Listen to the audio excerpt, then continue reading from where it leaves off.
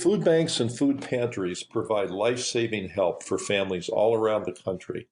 Like other institutions addressing food issues, there is growing focus on providing not just food, but healthy food. There are complex issues in this picture, however, issues we can address with today's guest, Dr. Marlene Schwartz. I'm Kelly Brownell, Director of the World Food Policy Center at Duke University and Professor of Public Policy at Duke. Welcome to the Leading Voices in Food. Dr. Marlene Schwartz is Director of the Rudd Center for Food Policy and Obesity and Professor of Human Development and Family Studies at the University of Connecticut. Marlene, thanks so much for joining us and for talking about your work on food banks. Sure, I'm happy to be here. Many of our listeners will know in general how food banks work, but may not know the details. Can you explain in general how these organizations operate? Where do they get their food? And where does it go? There are two terms that you hear a lot, food bank and food pantry. So a food bank is basically a huge warehouse that will get food either directly from a factory from the food industry or from a large retailer, sometimes directly from farmers, and then sometimes from food drives or other efforts to collect food to donate. Most food banks have an online ordering system for food pantries. So food pantries are much smaller. They are sometimes run by churches or other community centers, and they're typically fairly small places where the staff will obtain the food from the food bank and maybe some also in addition from other local retailers or donations. And then that's where the clients come in. And so the clients will go to the food pantry in their community, and that's where they will obtain the food that they can then take home and use. So there are other programs that help people with food-related needs like SNAP and WIC. How do food banks fit into this overall picture? So it's really interesting because when you look at the actual amount of food provided by certainly a program as large as SNAP or WIC, food banks are tiny by comparison. So it's really a very, very small percentage of food that individuals get from the charitable food system compared to SNAP and WIC. However, I think their role really goes beyond the food they provide. Oftentimes, food pantries are a place where people can come and get access to other resources in their community. So, as I mentioned, they're often in community centers or faith-based organizations that will not only provide the food, but sometimes provide assistance signing up for SNAP or WIC, or finding out about other types of social services or resources that are in the community. And so I think that their role can really be measured not just by the amount of food that they distribute, but also the way in which they connect their clients with other resources and really provide a place of support for their community. So you've paid a lot of attention to using the healthiness of the food distributed as an index of success. So how's this different than what's been done traditionally? Traditionally, the success of food banks or food pantries has been measured in the pounds of food. And it's really interesting because you can see why that was an attractive measure because it's super easy. You basically just put the food on a scale, you measure how many pounds it is, it's a number, you know when it's more or less, and it's pretty straightforward. But as often happens when things get measured is that sometimes the system evolves to really maximize the measure without thinking about the consequences. So really heavy products like 2-liter bottles of soda, for example, became very popular to donate to food banks and food pantries because they weighed a lot. And other things like maybe a container of spinach or kale was not very popular to donate because you wouldn't necessarily see a big change in the number of pounds. So I think that we definitely need to start looking at it differently and looking at the volume of food and consider the nutritional quality of food and not just the pounds. So what sort of things were getting donated that wouldn't be considered good nutrition? Packaged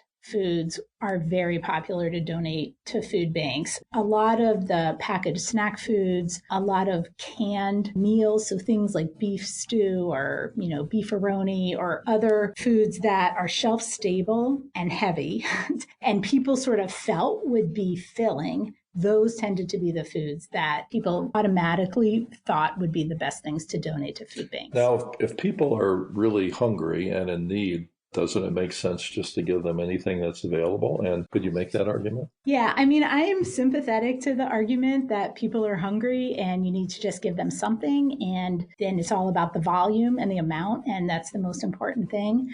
But in really doing research on the people who come to food banks, I learned a couple of really important things. First of all, their rates of diet-related diseases are much, much higher than the general population. So we've seen very high rates of type 2 diabetes, hypertension, obesity. So you have to really think about the folks that are coming, they're at an even higher risk of those diseases. And the second thing is we started doing research where we actually asked clients, what would you like to have at the pantry? And the answers might surprise some people. We found that what was most important to them were fruits, vegetables, grains, dairy, meat. So they weren't really looking for these canned products or these packaged products, and they certainly weren't looking for things like salty snacks and sugary drinks. So when you really listen to people, you find out they want healthy groceries just like everybody else. And so, in my opinion, if you are taking on the responsibility of running a food pantry or a food bank and providing food, you really need to think about the needs of the people you're serving. Are food banks generally around the country thinking more about the nutrition quality of the foods they receive, and how is this playing out? So I've been in this area of research probably for 6 or 7 years now. And even in that short time, I've seen a big change. So when we first started doing work in this area, we did a national survey of people in food banks, and we did interviews to try to hear about how they were thinking about nutrition. And I would say there were still a lot that took the position you mentioned earlier that it's about pounds and it's about getting the maximum amount of food out, and nutritional quality is really secondary. But I think as the public conversation has changed and people become more and more aware of the importance of healthy food and the concern of diet-related diseases, food banks have changed as well. And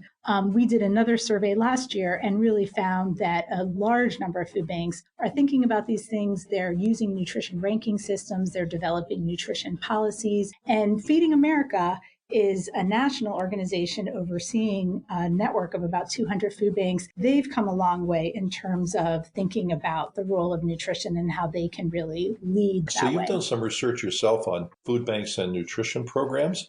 What sort of nutrition work can be done in the context of food banks? And is there information available on how well these approaches work? I would say the first step that a lot of food banks have taken is what we're calling nutrition ranking. So it's essentially having a systematic way of scoring the food products that come in.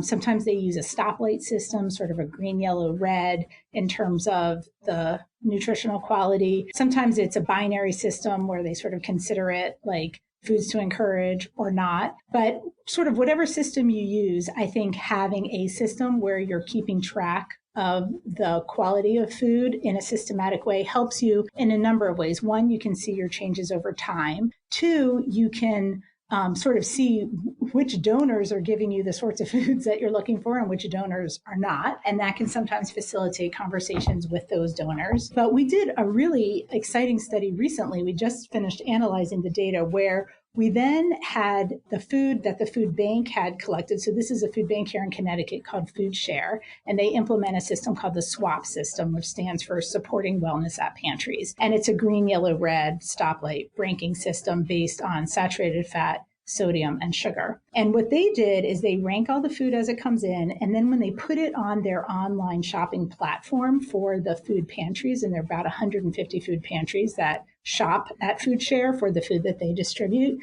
we actually showed them green, yellow, red next to the item so they could see the nutrition quality assessment like that. And because we knew we were going to do it, we were able to look before that information was available and after that information was available over about a 3-year period of time, with it changing in the middle. And what we found was that there was a significant increase in the proportion of the order that was green and a decrease in the proportion of the order that was red. So what this really suggests is that if you communicate that information, you can sort of shift the behavior of the people who are making the decisions. We did another study then. We basically did the same thing at the pantry level. So we went into a food pantry and we reorganized their shelves so they were clearly labeled with sort of circles that were the color green, yellow, red, but then had words like low sugar, good for managing diabetes, or low sodium, good for managing blood pressure. We did that before and after we had collected data with these clients, and again found the exact same thing, that when clients were given the information, they changed their behavior, and there was an increase in the proportion of what they took that was green and a decrease in the proportion of what they took that was red. So I think there's a lot of promise in this idea of simply measuring and providing that information. I think will nudge people in the right direction. Those interventions that you designed are very creative, and it's really nice that they were so powerful.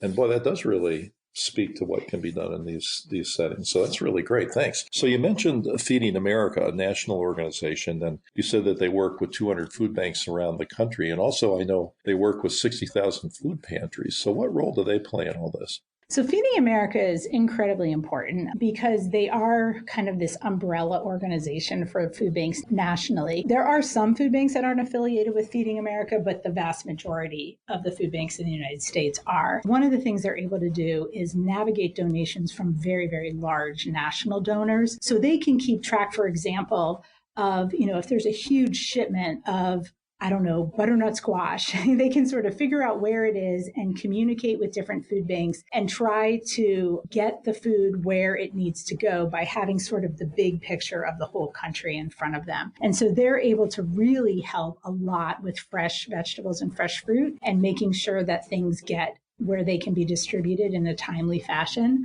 They also can provide a lot of education for the networks, and they have a lot of information online to really help food banks and food pantries know the latest science and also have access to different resources. And they also have a lot of national conferences for different segments of the system where they'll present the latest information and help different members of this system do as good of a job as they can. If I ask you to peer into the future, what do you think food banks will look like going down the road? Well, the future in my imagination is that food banks and food pantries will continue to provide nutritious foods and will really focus primarily on providing the most nutritious foods, but will also become places that really serve the communities that they're in. So what I think is the untapped potential of this system is having a place where folks who might not have other resources, let's say because maybe they're not working or they're not in school, to have a place in their community where they can go and get access to trainings and other resources and sort of help them get back on their feet so that they can be successful. And there's a colleague of mine named Katie Martin who has this concept called More Than Food, which is really this idea that food pantries can help people obtain other services, connect them with healthcare, connect them with educational opportunities. And in that way, I think can really get more at the root causes of the food insecurity in the first place. You're doing great work and really important work on an important social issue. So thanks very much for sharing us. And I'd say most everybody would agree that by any standard, you're a leading voice in food. So thanks again for being with us. Our guest today has been Dr. Marlene Schwartz, professor and director of the Rudd Center for Food Policy and Obesity at the University of Connecticut. And thank you for listening. If you would like to subscribe to the Leading Voices in Food podcast series, you may do so at Google Play, at Stitcher, Radio Public, or at Apple Podcasts. Or you can also visit our website at the Duke World Food Policy Center. This is Kelly Brownell.